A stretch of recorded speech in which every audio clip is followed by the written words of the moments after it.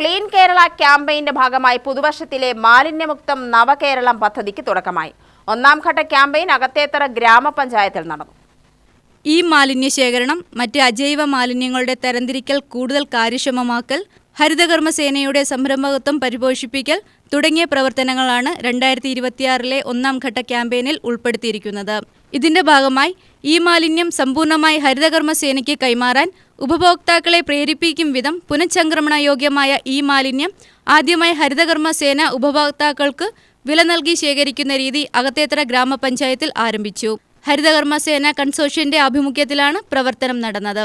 പഞ്ചായത്തിന്റെ സമീപത്തുള്ള വീട്ടിൽ നിന്നും വില നൽകി ഈ മാലിന്യം ശേഖരണം ആരംഭിച്ചു. ഉദ്ഘാടനം പഞ്ചായത്ത് പ്രസിഡന്റ് ബിന്ദു രാമചന്ദ്രൻ നിർവഹിച്ചു. Vice president G Sujith, clean Kerala company ജില്ലാ മാനേജർ ആദർശ് ആർ നായർ എന്നിവർ സന്നിഹിതരായി. എല്ലാ ഹരിതകർമ്മ സേനാംഗങ്ങൾക്കും പരിശീലനം നൽകി.